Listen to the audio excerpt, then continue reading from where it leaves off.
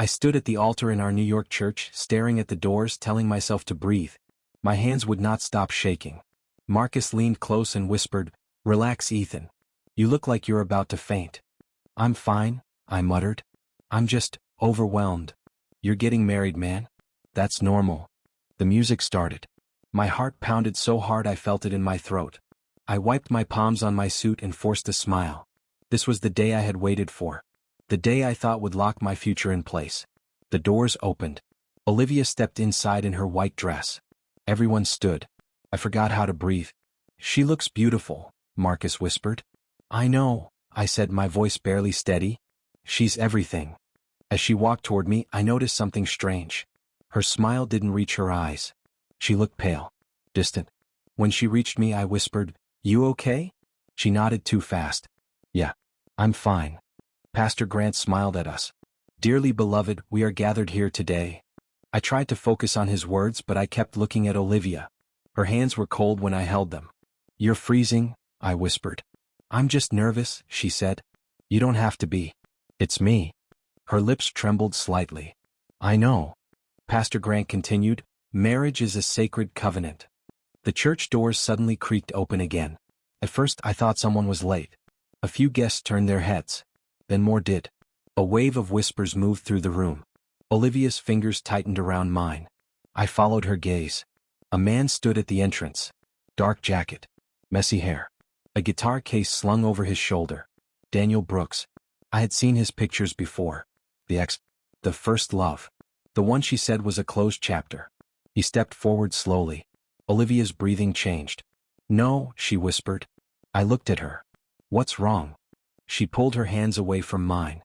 "Olivia?" I asked. Daniel's voice echoed through the church. "Liv."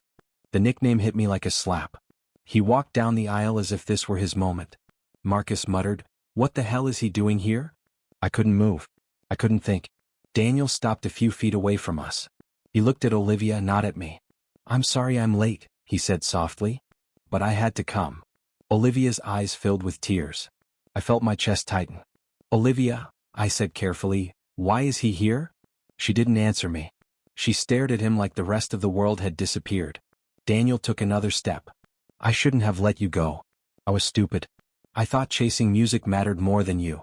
The guests started murmuring louder. Pastor Grant cleared his throat. "Sir, this is not appropriate." "I still love you," Daniel said, his voice shaking. I never stopped.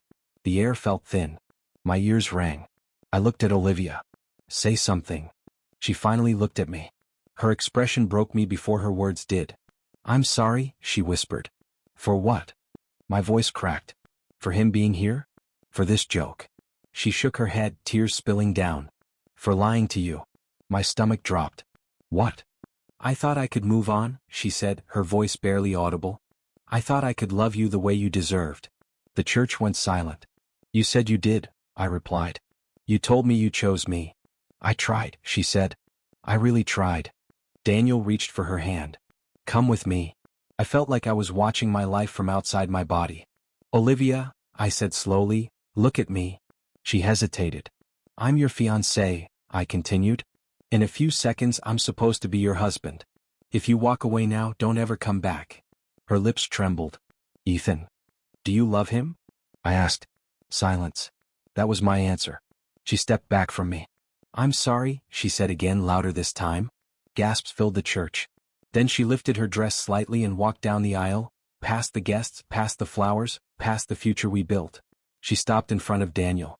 For a second I thought she might hesitate. She didn't. She threw herself into his arms. The sound of whispers turned into chaos. Someone dropped a program. I heard Rachel say, "You've got to be kidding me." Marcus grabbed my arm. "Ethan." I couldn't blink. I couldn't breathe. Daniel wrapped his arm around her waist and led her toward the exit. She didn't look back. The church doors closed behind them. And just like that, the music stopped. Everything stopped. Marcus tightened his grip on me. "Say something."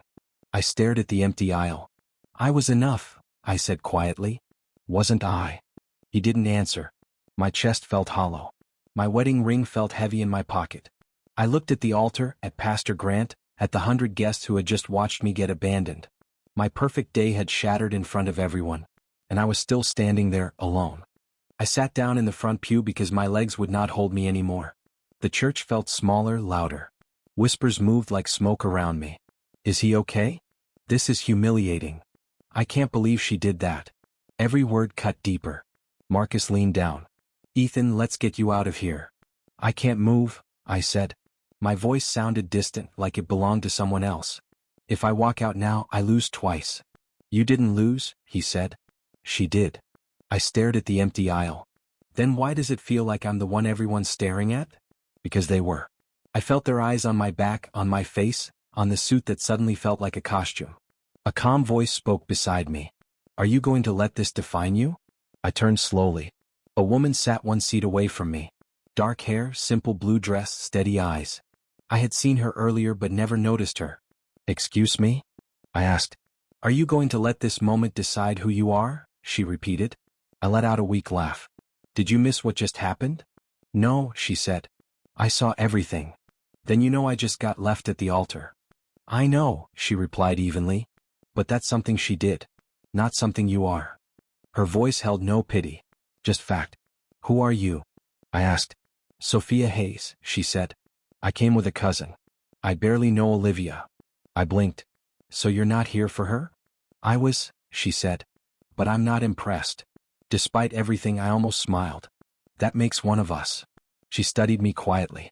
You look angry. I'm humiliated, I corrected. There's a difference. Anger is better, she said. Humiliation makes you small. Anger reminds you that you deserve better. Marcus crossed his arms. And you are. Sophia, she said calmly. And I'm telling your friend not to disappear into this. I'm not disappearing, I snapped. Then stand up, she replied. Her words hit something raw inside me. I just lost my fiancé, I said. In front of everyone. You lost someone who didn't choose you, she said. That's not a loss. That's information. I stared at her. You talk like this is easy. It's not, she said. But you're still here. That means you have a choice. A choice. I repeated. Yes, she said. You can leave as the man who got abandoned. Or you can leave as the man who refused to beg. I looked around at the guests.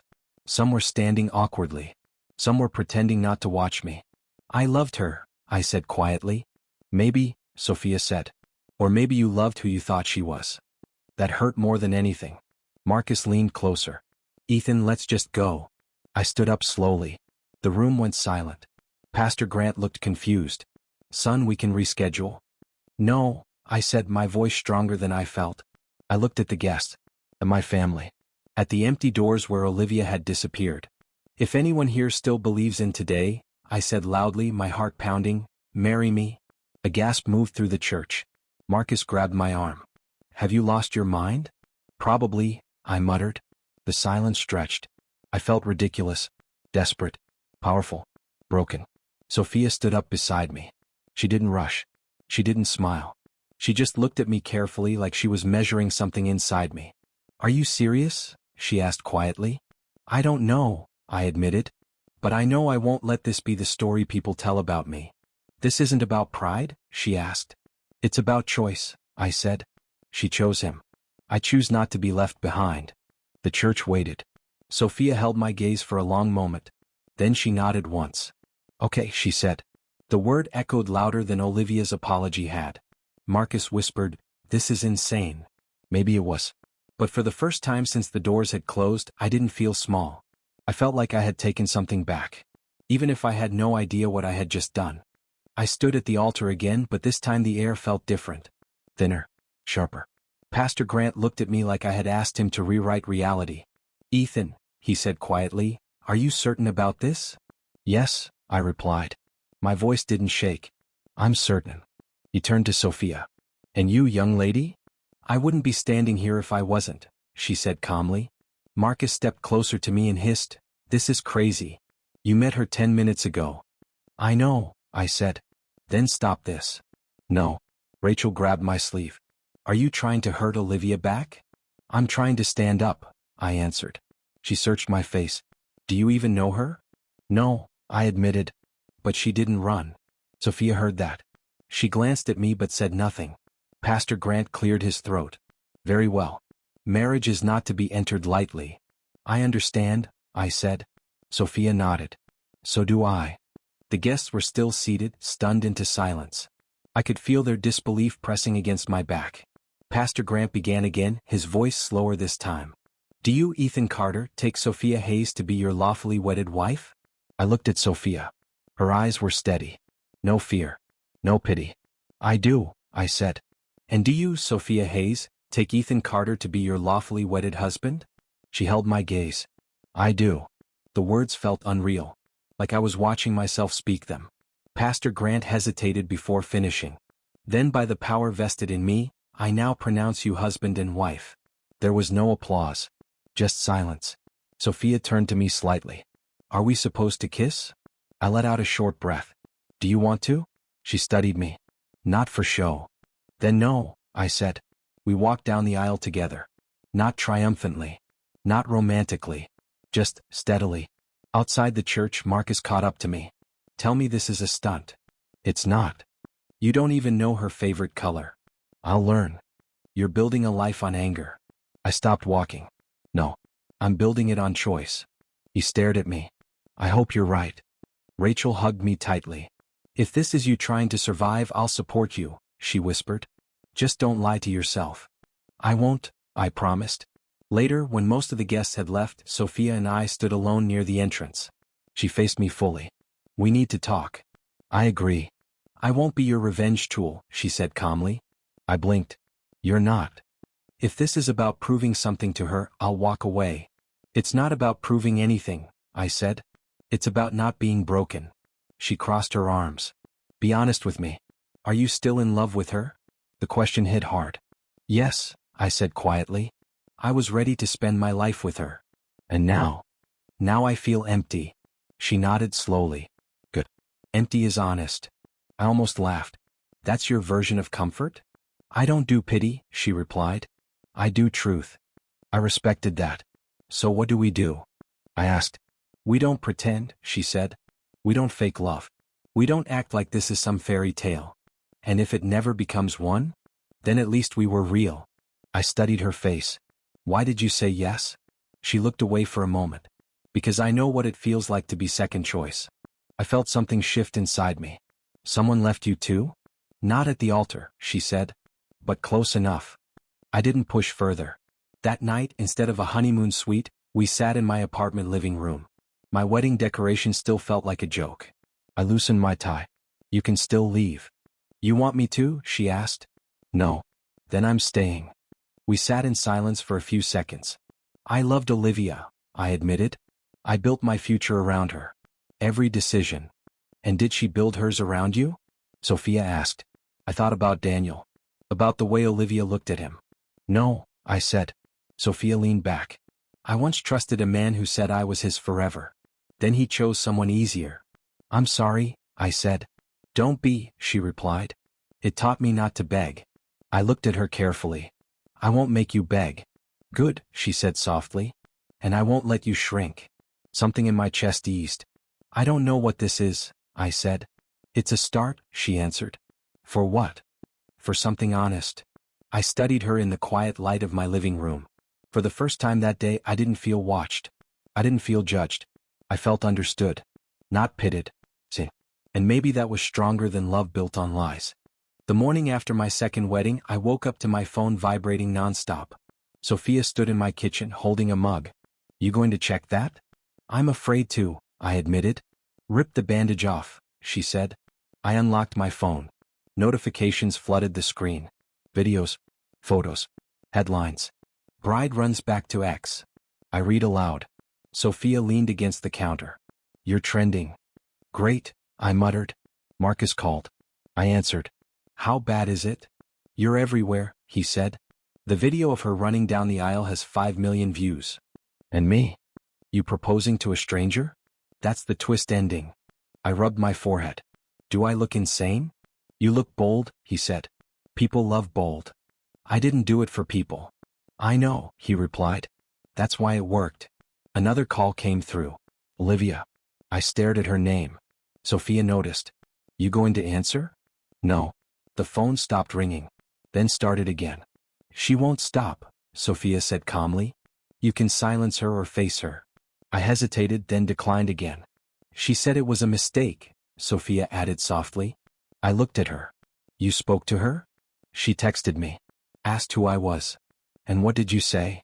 I told her I'm your wife. The words still felt unreal. The phone rang again.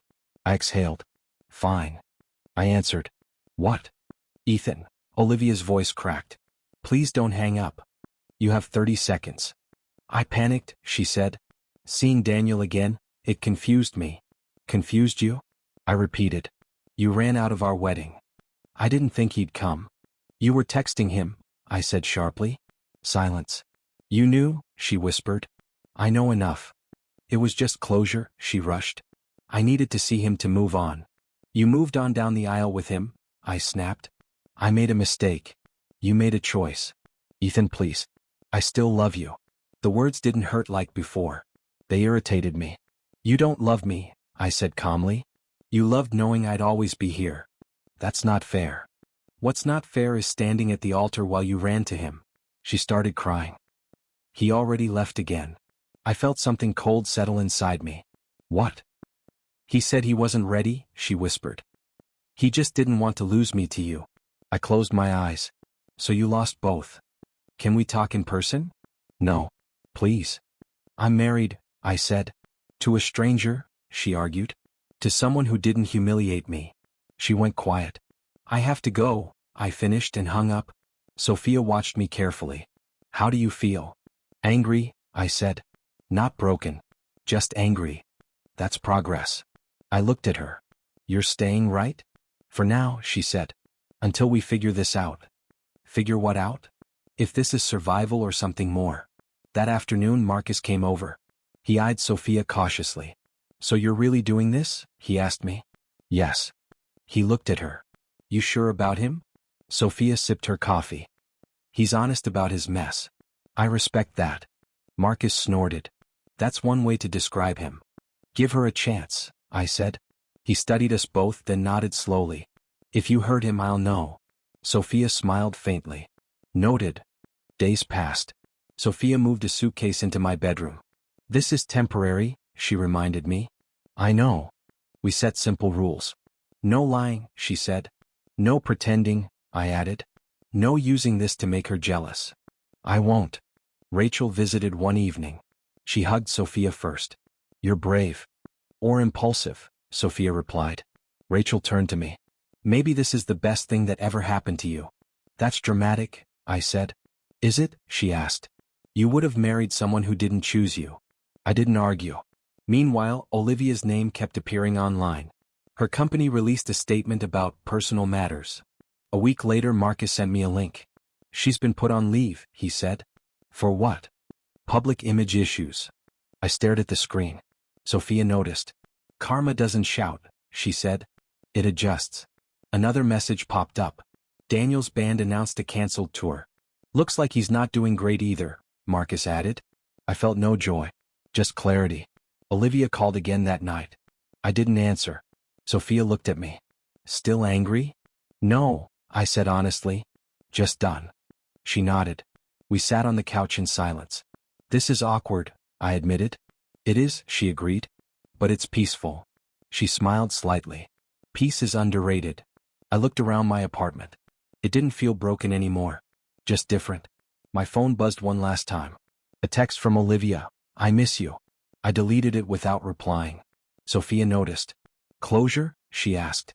Maybe, I said. I leaned back and exhaled slowly. For the first time since the wedding, I didn't feel like the abandoned groom. I felt like a man watching consequences unfold. And I didn't have to lift a finger. I wasn't looking for proof. I was looking for closure. Sophia and I were cleaning the apartment when I found Olivia's old tablet in a drawer. You keeping that? Sophia asked. I forgot it was here, I said. Curiosity is dangerous, she warned. I'm not curious, I lied. I charged it anyway. The screen lit up. No password. My stomach tightened. Messages opened automatically. Daniel's name filled the screen. Dates. Months before the wedding. My chest went cold. Sophia watched my face. What did you find? They were talking, I said quietly. How long? I scrolled. 6 months, I answered. She didn't react dramatically. Read it. I swallowed and read aloud. I miss us. That's from her. I kept scrolling. Are you sure you're happy? That's him. My hand shook. Sophia stepped closer but didn't touch me. Keep going. If you show up, I'll know it's real. My voice cracked. The date was a week before the wedding. She invited him, I said. Sophia nodded slowly. So it wasn't impulse. No, I whispered. It was planned. My phone buzzed as if on cue. Olivia. I stared at the name. Answer, Sophia said softly. I put it on speaker. What? I said flatly. Ethan, she began carefully, can we please meet? I found the messages, I interrupted. Silence. What messages? She asked too quickly. The ones with Daniel. For 6 months. Her breathing changed. You were going to let me marry you while you were waiting for him, I said. It wasn't like that, she insisted. Then explain it. I was confused, she said again. 6 months of confusion? I thought I could end it before the wedding. But you didn't. He showed up. Because you asked him to. Silence again. Then she said it. I thought you'd never find out. Something inside me shut down. That's what hurts. I asked quietly. Not what you did. Just that I know. That's not what I meant. It is. I didn't want to lose you. You already had. Her voice trembled. I loved you. No, I said. You loved having me. That's cruel. No, I replied calmly. Cruel is promising forever while planning an exit. She started crying. I made a mistake. You made a choice, I repeated. I don't have anyone now, she whispered. That's not my responsibility. I hung up.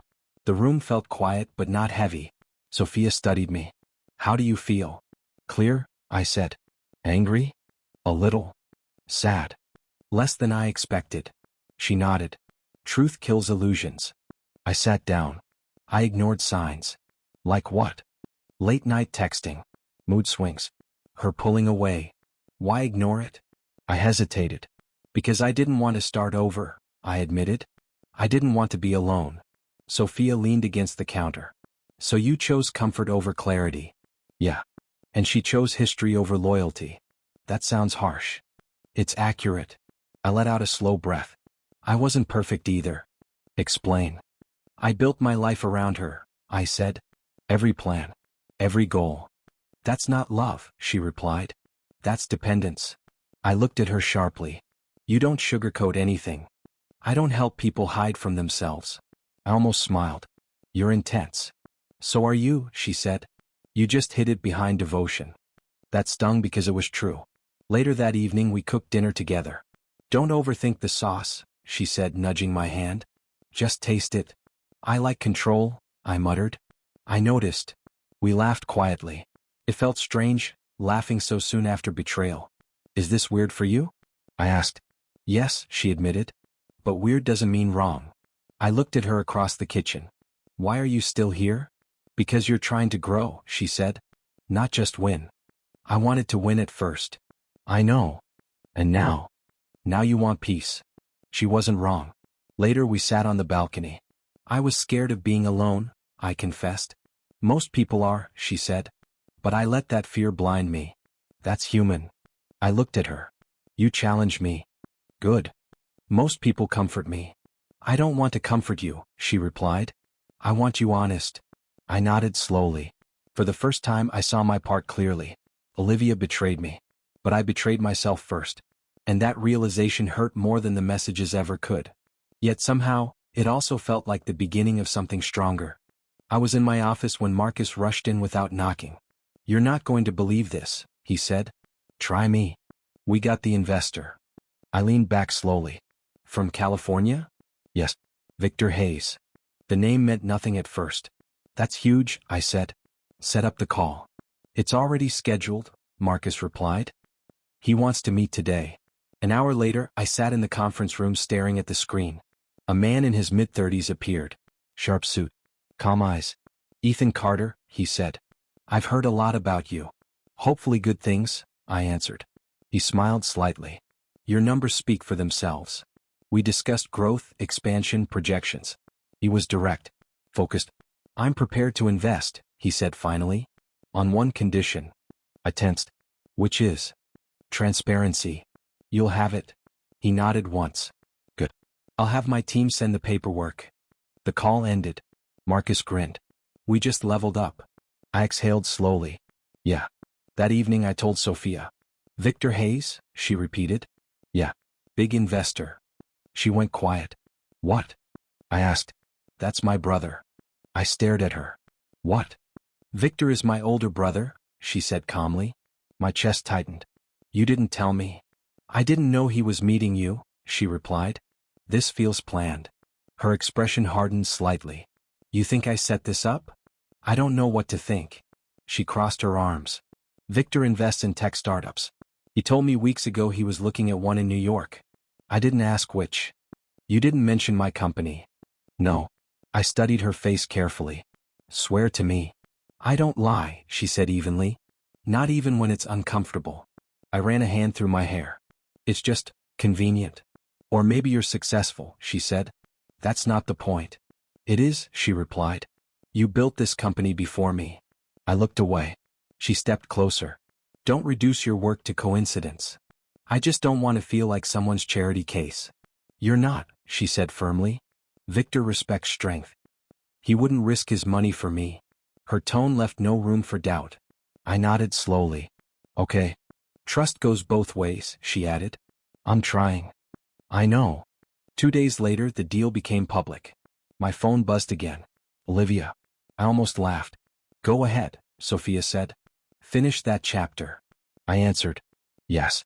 I saw the news, Olivia said quickly. Congratulations. Thank you. That's amazing, Ethan. I always knew you'd succeed. Did you? Of course. I leaned back. Why are you calling? I was thinking, maybe we can talk. We already did. I mean really talk. About us. There is no us. Don't say that. I'm married. You married a stranger to hurt me. No, I said calmly. I married someone who chose me. She went silent. I made a mistake, she whispered again. And I moved on, I replied. I miss what we had. What we had wasn't real, I said. Not if you were texting him. She inhaled sharply. You're different. I am. You don't sound hurt. I'm not, I said truthfully. There was a long pause. Is she worth it? She asked quietly. Yes. The word surprised even me. Olivia's voice broke. I wish I could go back. You can't, I said. And I don't want you to. I ended the call gently. Sophia watched me. How do you feel? Steady, I answered. She smiled faintly. That's new. I stepped closer to her. For the first time, I don't feel like I'm reacting. I'm choosing. You don't need revenge, she said softly. You already won. I thought about Olivia. About Daniel. About the messages. I felt nothing but distance. You're right, I said. And for the first time, I truly believed it. Marcus knocked on my office door lightly. You have a visitor. I'm busy, I said without looking up. You'll want to see this. I stepped outside. Olivia stood near the reception desk, eyes red, hands shaking. She looked smaller than I remembered. Ethan, she whispered when she saw me. I felt a strange calm settle over me. What are you doing here? Can we talk? Please. Marcus glanced at me. Want me to stay? No, I said quietly. It's fine. I led Olivia into the conference room. I didn't sit close to her. Say what you need to say, I told her. She wiped her face. Daniel left. I waited. He said he can't handle pressure, she continued. He said I only wanted him because I lost you. And he's probably right, she admitted, breaking down again. I felt sympathy. Not pain. Not longing. Just distant sympathy. I lost everything, she said. My job, him, you. You lost me first, I replied calmly. She looked up at me. I made the biggest mistake of my life.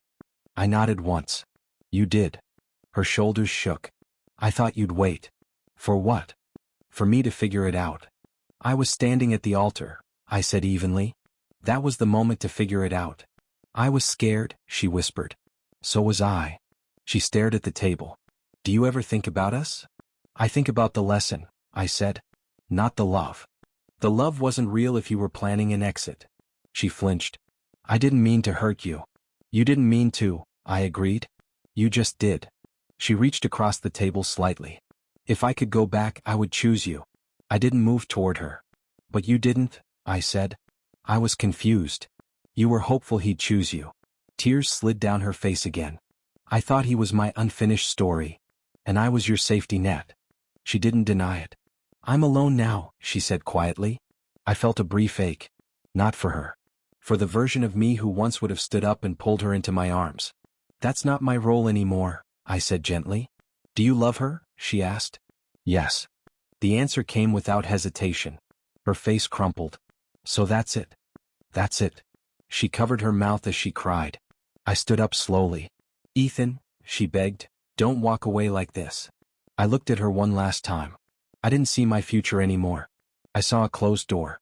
You didn't lose me that day, I said quietly. You gave me away. The words hung between us. She broke down completely. For a moment, I considered comforting her. But I didn't. I walked to the door. Goodbye, Olivia, I said. I stepped out into the hallway. Marcus looked at me carefully. You okay? I nodded. Yeah. No yelling? No. No dramatic speech? I already said what mattered. He studied my face. You look different. I feel different. As I returned to my office, I realized something important. Revenge would have been shouting, blaming, making her hurt the way I hurt. But this was silence. This was walking away without anger. For the first time, I understood what power felt like. And it wasn't loud. It was indifference. Months passed and the word wife stopped feeling strange. One evening, Sophia and I sat on the balcony, city lights glowing below us. She handed me a cup of tea. You're quiet, she said. I'm thinking. That's usually dangerous, she replied lightly. I smiled. About us. She leaned back. Good or bad? Honest. She studied my face. Say it. I took a slow breath.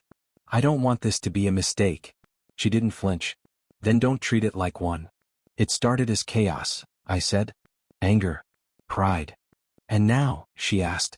Now it feels steady. That's not a bad foundation. I looked at her carefully. Why did you really stay? She shrugged slightly. Because I saw you trying. Trying to what? Trying to grow instead of blame. I let that sink in. I don't love you because Olivia hurt me, I said quietly. I love you because you see me clearly. Her eyes softened. You're sure? Yes. Not because I was convenient? No.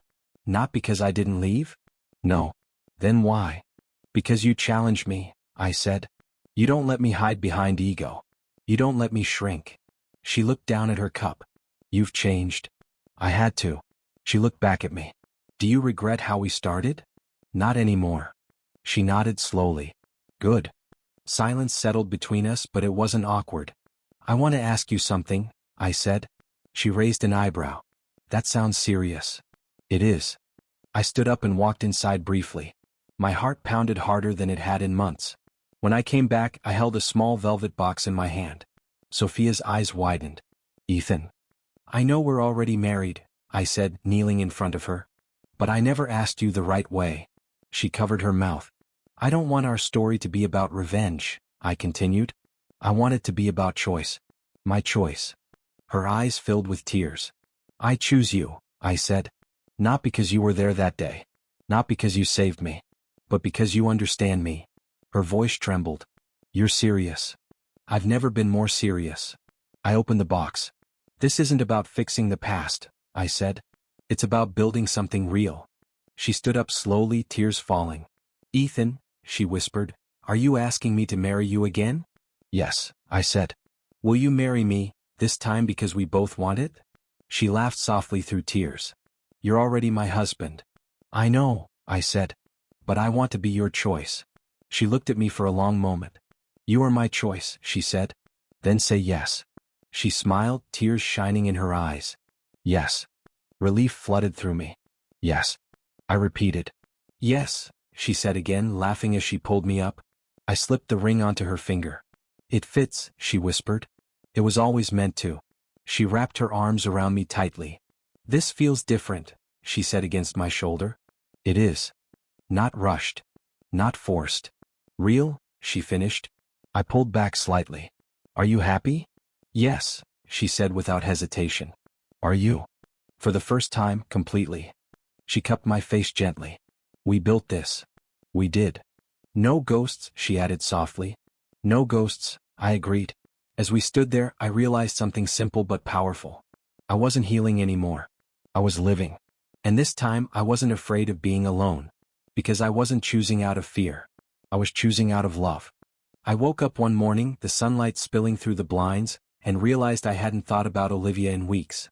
Not with anger. Not with longing. Just nothing. Morning, Sophia said, handing me a cup of coffee.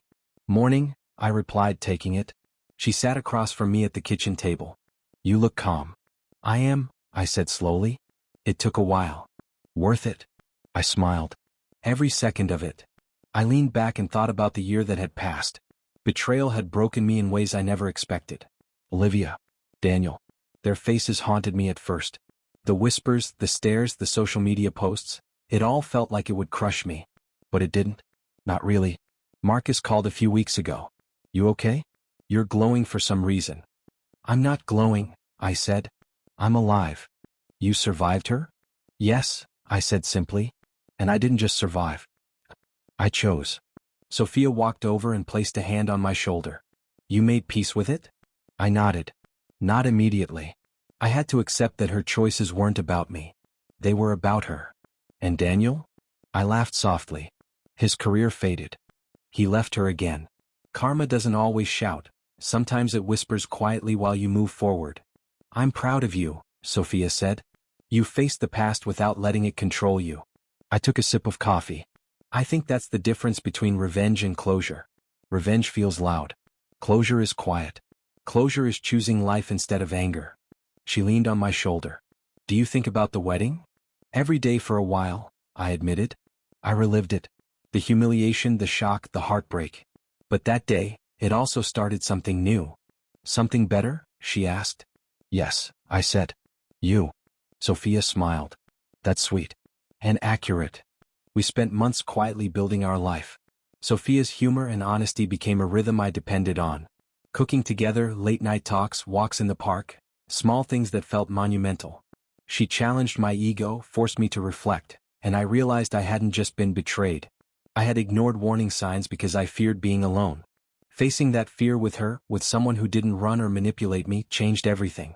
I never thought I'd be this happy, I confessed one night as we watched the city lights flicker from our balcony. You were scared, she said.